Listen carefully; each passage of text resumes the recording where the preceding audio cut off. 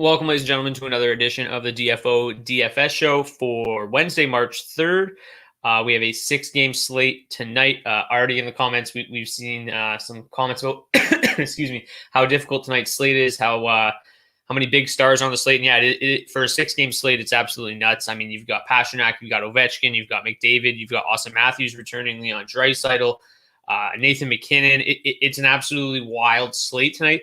A lot of people I've seen talking about, stars and scrubs type build.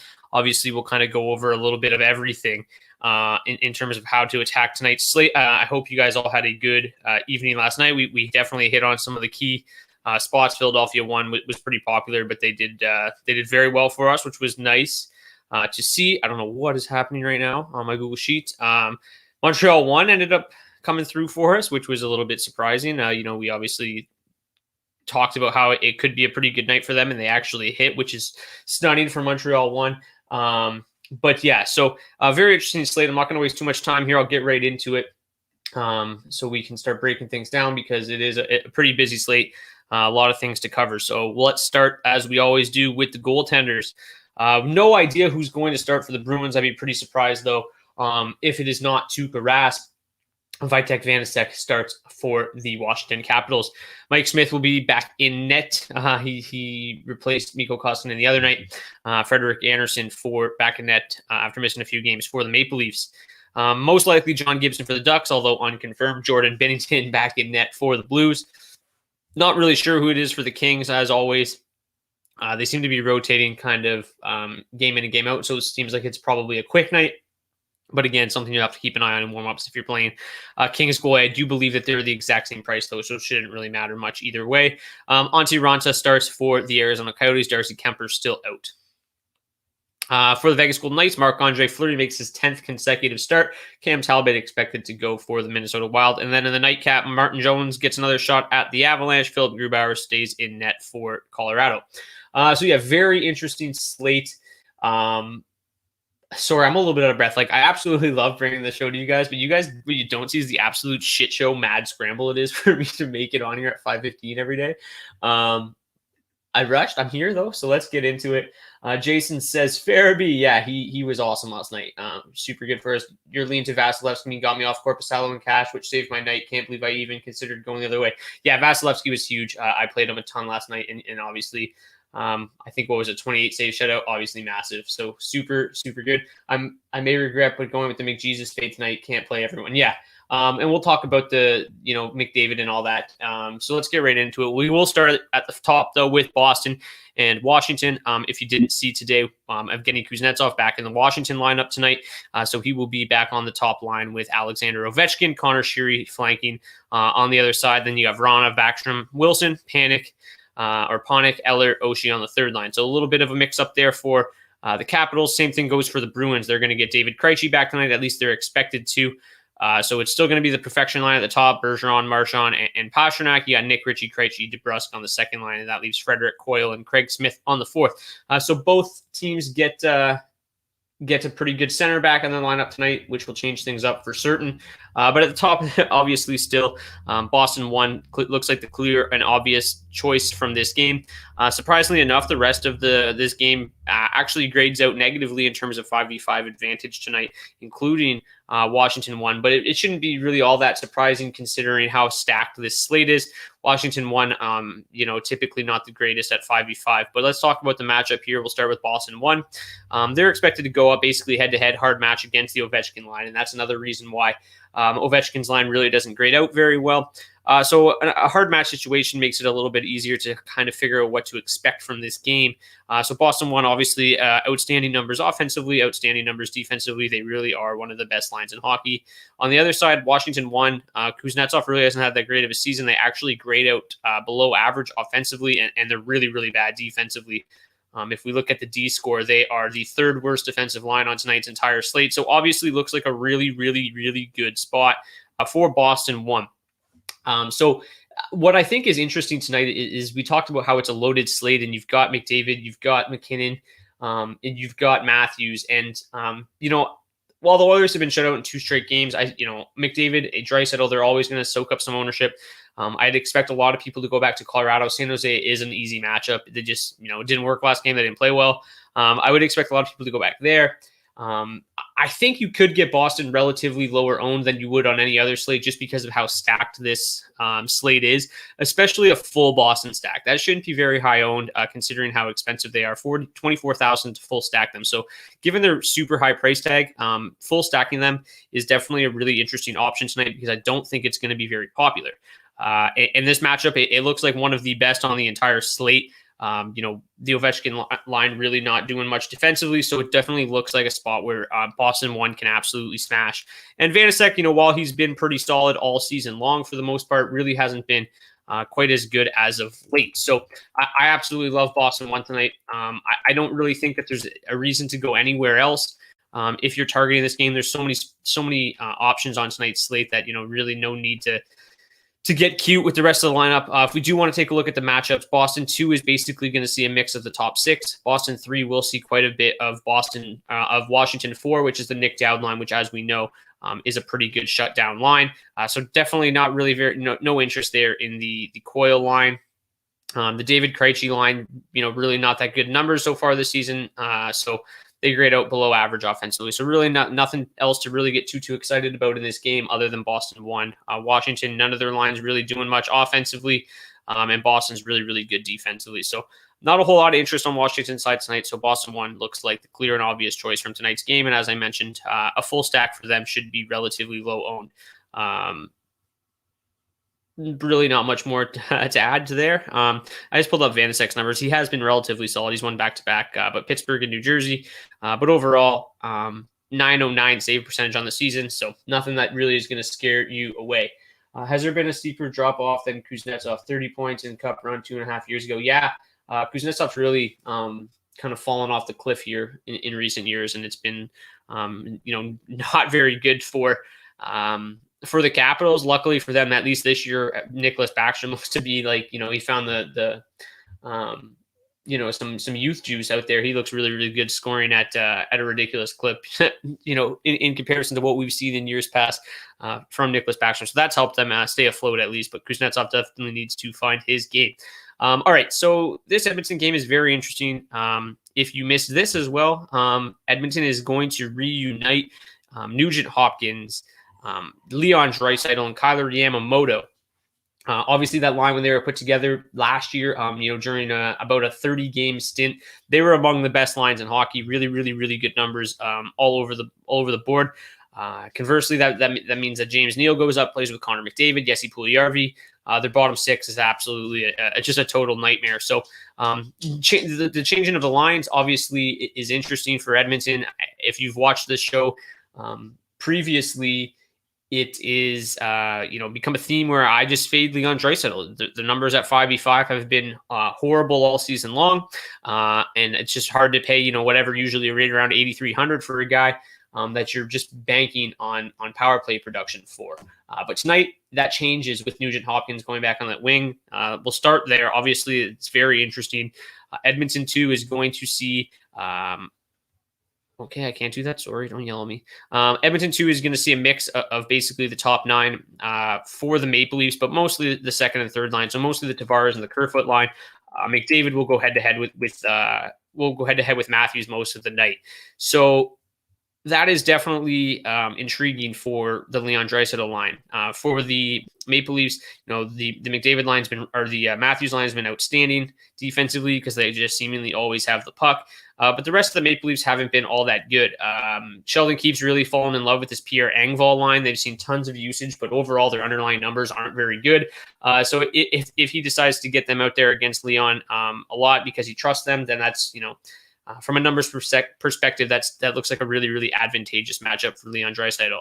As we see here, even though their numbers haven't been good all season, bumping Nugent Hopkins back there boosts their numbers up, but their usage continued to be strong even with Cahoon on that line. So now that they've got Nuge back, they could end up playing more ice time than McDavid tonight, and the numbers are outstanding. Obviously, replacing Nugent Hopkins with James Neal is not great for McDavid. It's reflected in these numbers. Still, he's Connor McDavid, so these numbers aren't bad by any stretch.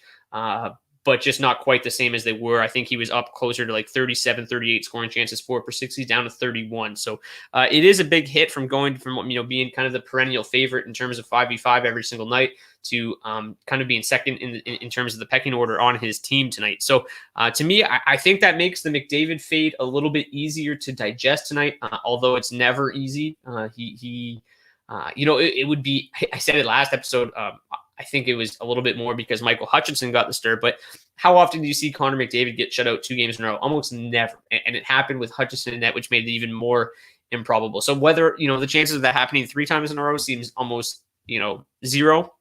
I do have a feeling that the Oilers are gonna get right in this game, get back on the board. It just has a spot to me where, you've got Jack Campbell post a shutout.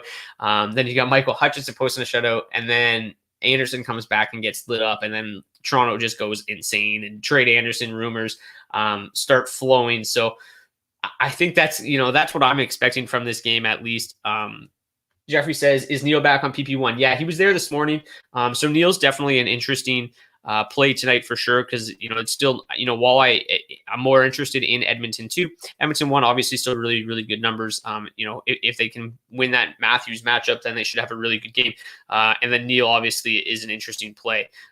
If we look at his price, where is he? James Neal, just 2,700. So PP1 playing with Connor McDavid, he's obviously extremely interesting at that price. So if you want to stick with McDavid, I do like playing Neal and McDavid together. If you want to, hope that Nugent Hopkins, Draisaitl, Yamamoto rediscover that chemistry, then go with them. They look to be like the slightly more reliable play tonight. Slightly better matchup, I guess, is what I should say. It is worth, I guess, pointing out that in the middle of last game, they actually put McDavid between Nugent Hopkins and Yamamoto, and that line dominated, at least from a possession standpoint. So with Draisaitl back in there with a slightly better matchup, you'd expect something like that to continue. On the Maple Leaf side of the puck, Matthews is back. Is he 100% or not? I'm not sure. But given how stacked this slate is, you actually get a relatively decent price on Austin Matthews. 8,500 is much cheaper than he has been in recent games.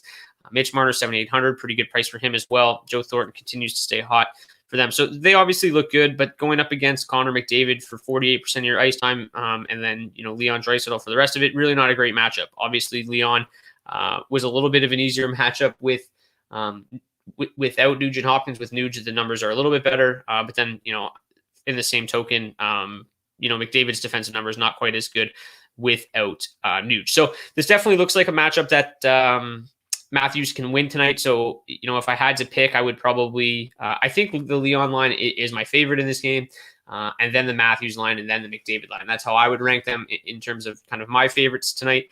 I still think that this is going to be a difficult matchup for Matthews. And it's just really, I'm not, sold that he's quite 100%. It's a wrist injury. It's a guy who really relies on just an absolutely elite release. So the fact that he's, maybe not quite 100%, on a slate that's absolutely loaded, I think that he falls a little bit further back in terms of the pecking order for me. But obviously, if you want to play Toronto 1, if you want to play Matthews, if you want to play Matthews and Marner together, I definitely would not fault you. He's an absolutely elite talent, and it's hard to not play him when he's 8,500 when we're used to seeing him around 9,200 over the last couple weeks. Toronto 2 grades out okay, but I really just don't know how you're going to get there tonight, given this slate, given this game, even just all the other stellar options. The good thing for them, though, is they are going to see 34% of their ice time against the Jujhar-Khaira line, who's been absolutely horrendous. So, that is an interesting way. They're going to be super low owned. It's an interesting way to target this game. Everyone else is going to go to the Leons, the Connors, the Matthews. So if you want to, maybe Nylander stays hot, maybe Tavares got going there a little bit playing with Marner, and the matchup is really, really good for them. 34% of ice time against Khaira, 34% of their ice time against Leon. It definitely looks like a spot where Toronto 2 can have a pretty solid game at I would imagine, relatively low ownership. So definitely interesting. The one concern for them would be the fact that they'll probably go back to those fragmented power play units, which really limits kind of Tavares and Nylander's upside in terms of the power play. But if they do end up loading that top unit up, obviously that is really good for them. How would you play Neil and Yam as one-offs for some salary relief? Would I play Neil and Yam? Yeah, I think so. Like, I don't, Yamamoto obviously has potential to have a pretty good night, given, he had really good numbers while he was on that line. But Yamamoto's a tough play, right? He doesn't shoot a whole lot, so he's a little bit more risky. I think that, I would play Neal would be my preferred one-off. He obviously is not who he used to be, but the fact that he's got the power play one usage for me just gives him a slight edge over, and obviously he's a little bit cheaper, gives me a slight edge over Yamamoto for me. If we look at the power play report, the Oilers do have at least a little bit of an advantage on the power play. The bigger advantage goes towards the Maple Leafs, but as you can see here, nobody uses their top power play unit more than the Edmonton Oilers. So I definitely like Neal. How do the Sharks look? I will definitely get to the Sharks here. They're interesting tonight, but that's the last game of the night. We got to go in order, or it just doesn't work. St. Louis and Anaheim. Anaheim did change up their lines mid-game last outing. Obviously, they're the most difficult team to get, one of the most difficult teams to get information out of. So we're not 100% sold on these lines. But this is what they went to last game: Maxime Comtois with Ryan Getzlaf, Max Jones, Milano with Henrique and Silfverberg, Segrist with Lindstrom and Raquel.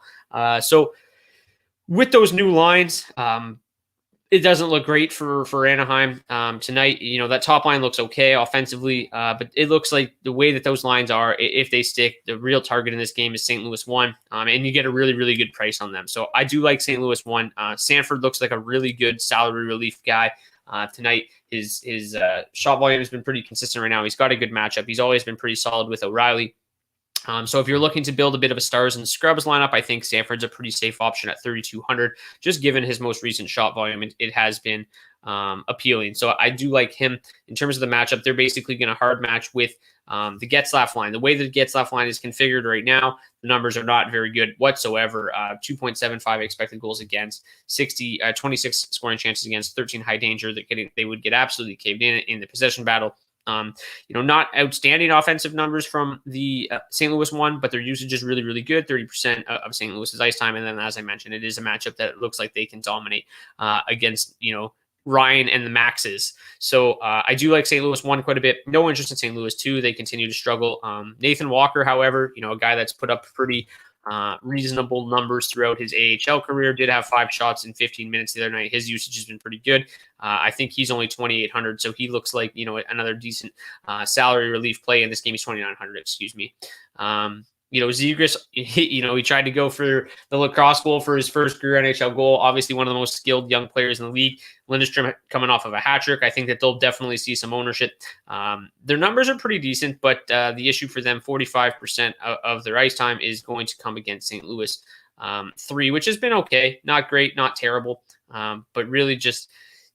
actually, I like Anaheim 3 if you need salary relief. I think Zegras is fine. Obviously, we're still kind of waiting for him to break out. We did see him fire 5 shots on net in 17 minutes the other night. So he looks to be coming into it a little bit. Lindstrom obviously had a pretty good game. I wouldn't expect something like that to continue from Lindstrom, but the shot volume has been relatively consistent for him in recent games, and the underlying numbers look solid. And then obviously Ricard Raquel, maybe you just want to go Zegras and Raquel as opposed to Lindstrom. I'd be fine with that too. Raquel, one of the most snake-bitten players in the NHL, but just 4,000, really nice option there as well. And then as for the rest of St. Louis, really no interest other than potentially just one-offing Sundqvist just because he is on that top power play unit, but he doesn't really provide a whole lot more other than just, really, really good usage, 19, 21, 19 minutes in his last 3 games, but doesn't do much other than kind of just playing net front on power play. So, not an overly intriguing game, all things considered. But I think there's some definitely interesting places players you can play for salary relief, be it Sanford, be it Zegras, Raquel, whatever the case may be. It looks like a pretty good game for relief. And then if it ends up being high scoring again, then obviously that would be beneficial as well. Kings and Coyotes. So the Coyotes will get Connor Garland back tonight. They will not get Darcy Kemper back. They did not run lines in the morning skate. I don't even know if they had a morning skate, to be honest with you. So these lines are purely guesswork at this point. This is the same lineup that they went with Connor Garland in the lineup the last time Connor Garland played, I should say. So that's kind of just what I went back with. Obviously with COVID this year, lines are much more difficult to come by. It seems like we're kind of guessing more than I ever have. More often than not, I've been on the nose, but with the Coyotes, the way they've been kind of shuffling their lines up recently, it's really anybody's guess at this point what these are going to look like. But realistically, I don't think it matters unless they reunite Garland, Keller, and Schmaltz. That would be the only way I would have any interest in Arizona tonight. LA's been really, really solid defensively. So unless they reunite that top line, I don't have any interest in Arizona. The rest of the lineup doesn't look that good. The top line, the way it's currently configured, just slightly above average offensively. So the way things look right now just doesn't look all that appealing. But on the other side, I do have a little bit of interest in LA. One, overall their numbers aren't great. Like they don't stand out, but their usage is elite. 30% of their team's ice time at 5v5 is really, really high. Iafallo plays like 20 minutes for some reason every single night, never does anything. But Brown and Kopitar look intriguing. Their price is pretty good at $5,700 for Kopitar, $5,200 for Brown. They're going to be almost, not owned, I would imagine. So many high-priced options on this slate that it's going to be hard to fit in anybody that's like 57 and 5,200. So I like that aspect of it. The fact that the Coyotes line up the way it's currently configured, their top nine does not look very good defensively. All three lines grading out below average defensively. LA Kings is going to see basically all of the Schmaltz and Dvorak line, which the way they look right now, it looks like an advantageous matchup. So while they don't create a whole lot, they play enough where they can definitely cash in, and their price is pretty appealing. And then you can easily stack Drew Doughty with them tonight as well. Doughty looks like one of the best D plays tonight. He's cooled off a little bit, but he played over 30 minutes the other night, 27 minutes the game before, and he's just 4,800. You can't find usage like that anywhere, especially under 5K. So I like a Doughty, Brown, Kopitar mini stack quite a bit tonight, to be honest with you. And Michael says, everybody smash that like button. Yes, please do. Looks like Arizona 3 was a good line to target against. Kempe, a decent one-off play. It's hard to really get excited about LA 3, but if you're going to play any of them, I think Kempe would be the one. He has shown the ability to rifle off 5 shots in a game. He's done it a couple times so far this season. So it definitely looks like based on the matchup, Arizona 3 the worst D score on the entire slate. The issue for me is LA 3 doesn't do a whole lot offensively, so it's not like they're super capable of dominating that matchup, even though it is a good one. Kempe's fine. I think I would actually probably have a little bit more interest in Grundstrom and just kind of dart throw Grundstrom, at minimum price. I think that would be my preferred play. 3,800 is a little bit too expensive probably for Kempe. So Grundstrom would probably be my preferred option at 2,500. Throws a couple pucks on net each game. You just need him to get lucky in a pretty easy matchup, and he is obviously going to be a great value play. So that's where I would go there. Okay, and Vegas and Minnesota. So last game, I was bitching about how I didn't like the way Vegas constructed their lineup. I was bitching about how I wasn't bitching, I guess. I liked Minnesota 1 because the way that Vegas had their lines constructed, it looked like an advantageous matchup for Minnesota 1. They must listen to the show in Vegas because they went right back to their standard look like I was saying they should. And here we go. We've got Pacioretty, Stevenson, Stone, Marchessault, Carlson, Smith, Kolesar, Glass, Tuck. So they went right back to it. Much better look for them. I don't know why they would have ever gone away from this. It's the best top 6 in the NHL when they look like that. Maybe not the best, but one of the best. Minnesota 1 still grades out pretty good, though, but Vegas 2 and 1 both look solid as well. So in terms of the matchup, let's start with Minnesota 1 since they graded on top. They're going to go basically head-to-head with the William Karlsson line tonight. Both lines have been really, really good. So both lines have solid defensive numbers because they dominate the puck possession. But both lines, obviously, really, really good offensive numbers. So this could turn into a fairly high event matchup with both lines being pretty good offensively, both scoring or expected goals for over 3. So you'd expect this to potentially turn into a bit of a high scoring matchup, high scoring matchup. So it looks like both lines are in play. Obviously, if they kind of just turn it into a more low event matchup, then that'll obviously hurt things. But it looks like both of these lines could potentially trade chances. Both lines really, really good offensively and defensively. So it's kind of a tough matchup to project. It could be sludgy, but the fact that they both have solid offensive numbers leads me to believe that they could trade chances. Vegas won. Their numbers haven't quite lived up to what they did a season ago, but they're still really good. Over 30 scoring chances, 4 per 60. Their matchup, they're going to be primarily up against second line of the Minnesota Wild, which is, also pretty good defensively. At least in terms of scoring chances against, they do give up their fair share of high danger chances. I like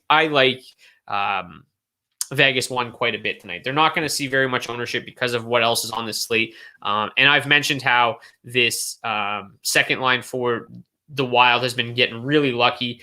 When you look at it, I mean, you've got Kaprizov, you've got Rask, you've got Zuccarello, not really the who's who of defensive defensemen, a pretty undersized line as well. And then you look on the other side and you've got, Pacioretty, Stone, and Stevenson. This looks like a matchup that they can absolutely dominate. So, when I'm looking at this game, I really do kind of fall in love with Vegas too because of their price, but I think that Vegas one is definitely the stronger option.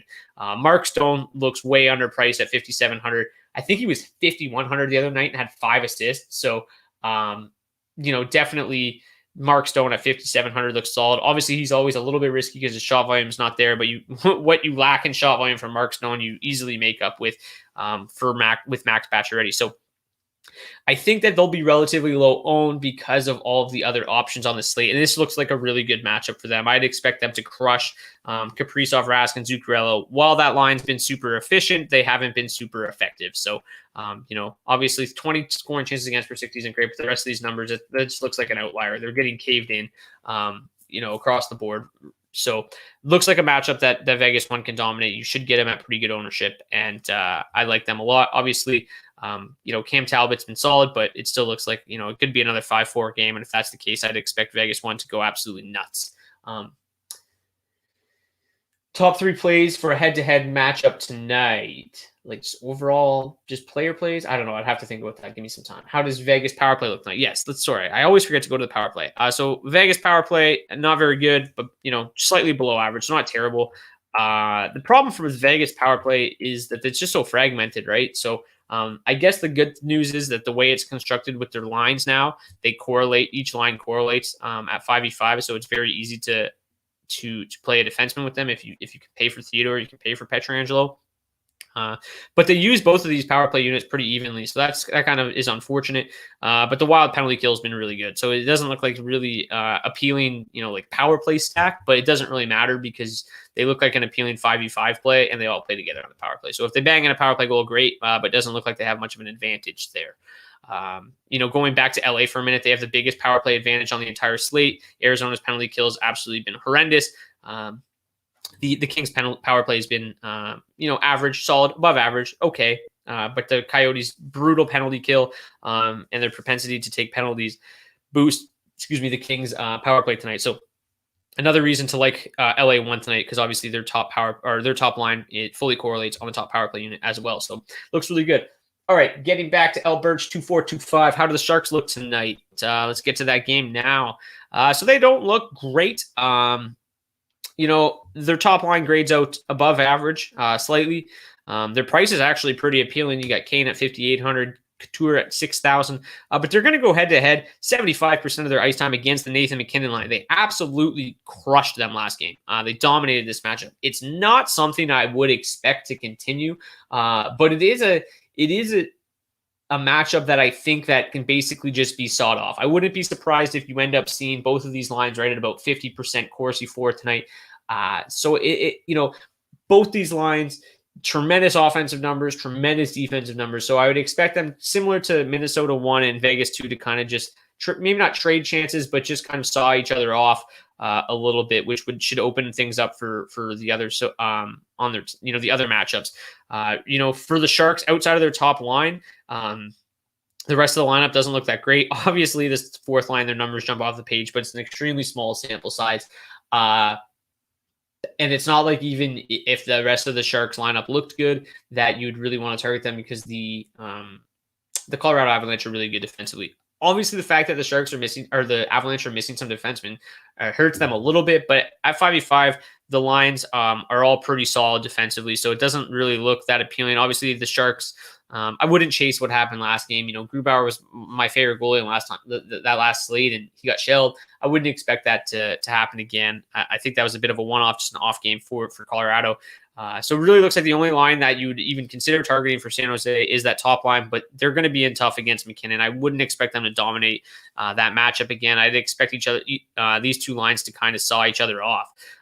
So, in saying that, obviously Colorado 1 looks really good. Their offensive numbers are just through the roof. But, I think I think I have a little bit of an easier time, fading them on a busy slate like this.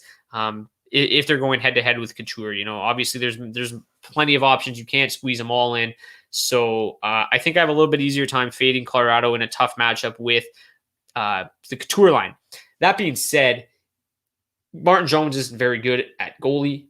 So they obviously could, still have a pretty good game, even if their opportunities are relatively limited. So, it doesn't look like a slate that they're going to just crush, 75%. That's a lot. That is a pure hard match situation against Couture, and that Couture line's been really good. So on such a busy slate, I have an easier time fading Colorado 1 than I do some of these other lines. And you just got to kind of, you're going to have to fade somebody. And to me, I'm going to take a stand against Colorado 1 tonight. Just hope Couture can at least kind of hold them down a little bit. Erik Karlsson's price seems very attractive. Yeah, for old Erik Karlsson, he doesn't look right, does he? I haven't watched a ton of the Sharks games, but what I have, he just doesn't look right. But he has been solid since coming back. In terms of the shot volume, it's been okay. So 4,000 for Erik Karlsson. You could always catch some of the old magic any night, right? So obviously that is a pretty attractive price for what he once was. And then obviously his usage is still really good. So yeah, I would agree that price looks pretty good. Thought they'd be low owned tonight is all just a shot in the dark. Oh yeah. They will be. Speaking of San Jose, they will be low owned, but it just doesn't look like a very good matchup. So they'll kind of be low owned for a reason. Realistically, they had a really good night against Colorado the other night, but it's not really something I would expect to continue into tonight. But it looks like those two lines will kind of saw each other off, which makes me nervous. So overall, to be honest with you, I really like Boston 1. I really like Edmonton 2. I actually really like Toronto 2 as well. I just think that you're going to get them at such low ownership, and their matchup looks pretty solid. But Edmonton 2 and Boston 2 are among my favorites in terms of kind of just finding which of the higher priced options to play. The issue with Edmonton 2 is I think a lot of people are going to go to them tonight because they're back and they're going to expect them to rekindle some of that magic. So, if they're 25% owned on this slate, it's going to be, I don't really want that. I would probably pivot somewhere else. So, I wish I had a better way of projecting ownership. I don't. There's not really anything that's that reliable out there for NHL ownership. So, to me, I think Boston 1 is definitely my favorite, just because I really don't think that they're going to see crazy high ownership on this slate, especially at a full stack. So they look really appealing to me. Karlsson's been on a steep decline since Ottawa. Yeah, 100%. That contract looks so bad right now. But I'll just pull up this power play report because I didn't really talk about it. San Jose and Colorado both, rate above average or rate about average in terms of power play score here. So, yeah, again, I think it's Boston. I think it's Edmonton. I think it's Toronto, and I do like LA as well. I think Martin Jones could have an absolute stinker and Colorado could blow up and I'll look like an asshole, but you got to take chances. You got to fade somebody tonight. Who has the best power play in the league? Probably Edmonton. Overall, they've been cool lately, but overall, obviously in terms of tonight, Toronto's power play is outstanding. I wish that they would load up that top unit a little bit more. It would definitely be more appealing. A full Boston 1 stack mixed with some LA Kings power play 1 sounds like a solid option for me tonight. Yeah. I didn't get a chance to build a lot of lineups before I came on tonight. As I said, it's usually just a mad scramble. But that was kind of what I was tinkering with. You can pretty easily fit, Boston 1 with parts of LA 1, and it looks like a pretty appealing option. And I think it'll be pretty low owned tonight. So I do like that. Also, since I'm kind of wrapping up a little bit earlier today, I will get to some of the defensemen here in a minute. But, if you haven't already, if you're watching the show and you want to get some access to some of these sheets, you have to be a DFO Premium subscriber. As I mentioned before, all of these sheets are available much earlier in the day. If you are a premium subscriber, as opposed to coming on at 5:15 and getting this information. And then we did just have one of our subscribers win $6,500 on last night's slate. So congratulations to him. So obviously, the process is working. And if you want to be kind of a part of that process and join the team, that would be awesome. We'd much appreciate that. You can do that by going to DFO and clicking Go Premium. You can do it for as little as $9.99 for a week, $19.99 for the month. We've got a Discord channel as well where we chat DFS all day long, really kind of break down our process and figure out who to target each night. Everybody kind of looks at different charts and finds different ways to target different lines, and it kind of all comes together into building lineups. But and as I mentioned, I forgot to say it off the top of the show, we are doing a Draftkings contest every single night. $5 entry if you want to play, only 25 people. So it is a nice little contest to win some money. You don't always have to have the best lineups because it's such a small contest to win some money. So if you are new to DFS and that's why you're here, it's a good contest to get started. I had a lineup that actually missed cashing in some other contests last night, but it finished right on the cash line in our little DraftKings contest last night. So you don't, like I said, you don't have to have the greatest lineups to win in such a small contest. So I just dropped that link in the chat.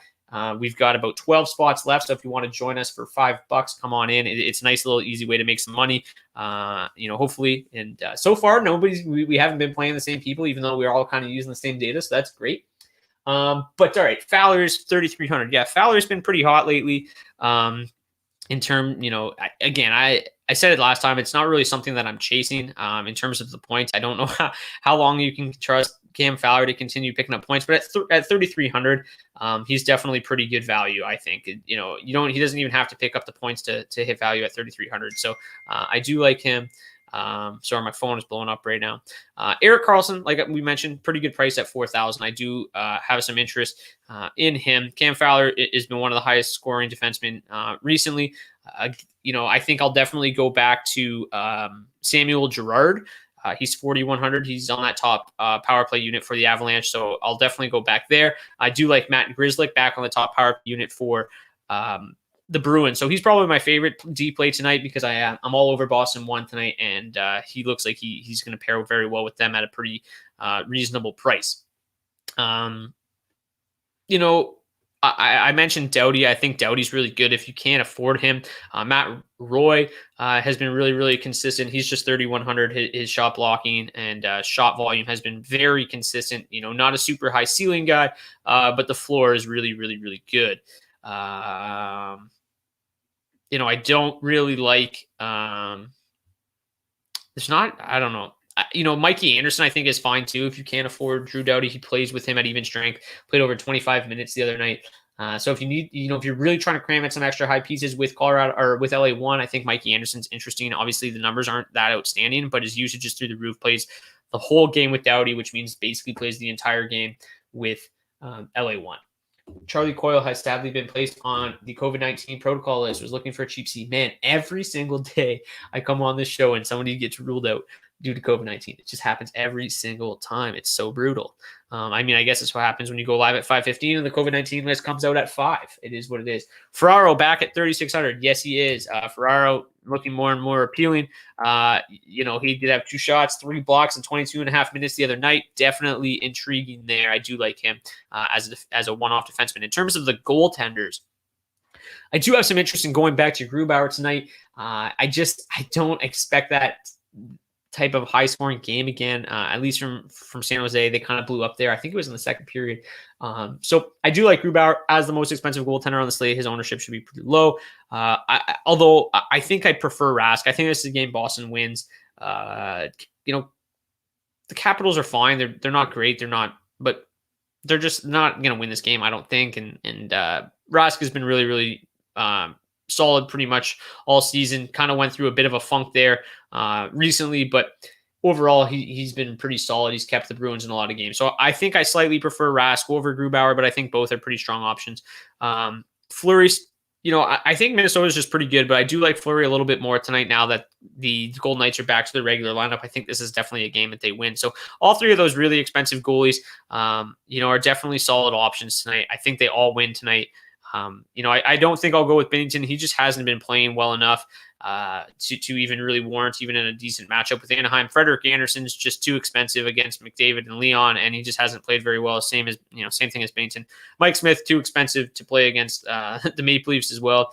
Ranta just has struggled mightily. I do like LA tonight, so I'm not going to go with Ranta. Vanacek, I'm all over the Boston Bruins, so I don't like Vanacek. But I do have interest in LA's goalies, whether it's Peterson or Quick. They've both been pretty solid recently. So they're probably my favorite in terms of value options tonight. I'm probably not going to go with, the Anaheim starter or Cam Talbot. I'm definitely not going with Martin Jones. So I think the LA goalie is probably my favorite in terms of value. And then, the high price goalies, if you can fit it. Peter B says, Peterson for the win. Yeah, if he doesn't get the start, though, Quick, I think, is fine. Adam Henrique, probably the best cheap center tonight at 3,000. Yeah, I'd agree with that. I liked it better when it hit, it was Zegras on that line, but he's fine. He's definitely fine. Ryan Getzlaf actually looks okay, 3,900. Charlie Coyle, man, that's crazy. But yeah, Henrique at 3,000 looks pretty good. I think my next favorite would be Getzlaf. So those decent options to get cheap centers in that game. One line that definitely looks a little bit intriguing to me tonight is Colorado 3. I don't love the way that Colorado 1 looks because of their matchup with Couture, but Colorado 3 is going to see 43% of their ice time against the third line of the Sharks, which is the Patrick Marleau line. And if we look at the stats, that Marleau line has been absolutely crushed, in the possession game, giving up a ton of scoring chances against. So I do think Colorado 3 provides some pretty nice value tonight. That would be Confer at center, Valerie Nichushkin on the left wing, and Eunice Donskoy on the right wing. So, obviously, it's not really a line I'm going to full stack, but if you're looking for a cheap center, I think Confer at 2,800 provides pretty good value. I think Donskoy on the wing is pretty solid as well. So that's a decent way to get some cheap value tonight. I think that's a really good matchup if you want exposure to the Avalanche in a game that you think they're going to score a couple goals and win. If McKinnon gets locked down by Couture again, then I think, Colorado 3 has a chance to eat. Obviously, Colorado 2 had a pretty good night the other night as well. In terms of their matchup, basically 40% of their ice time is going to come against second line, 32% against that said third line. So Colorado 2, obviously a pretty solid option as well, because both the second and third lines for the Sharks have struggled defensively. Nazem Kadri's been pretty hot, but overall, the underlying numbers have not been very good for Kadri and Brandon Saad. So I prefer the much cheaper Colorado 3 and then just kind of stuff in the rest of the high-priced options on the slate, the McDavids, the Leons, the Bergerons, the Pasternaks. So that's probably what I'll do tonight. But 6 o'clock here, so I'm going to head on out. Hope you guys have a good night. Good luck. If you haven't already, join that Draftkings contest. If you haven't already, sign up for DFO Premium. I'll be back here again tomorrow. Same time, same place, 5:15. Good luck tonight. Win some cash. Come back tomorrow with more cash than you have today. We will see you here then. You feel like chasing Stone's previous game? No, not really, but I do like Vegas 1. So yeah, I'll go there. I think he's still a strong one-off at that price, but overall, I definitely feels chasing a little bit, but Vegas 1 looks like they're in a really good spot. So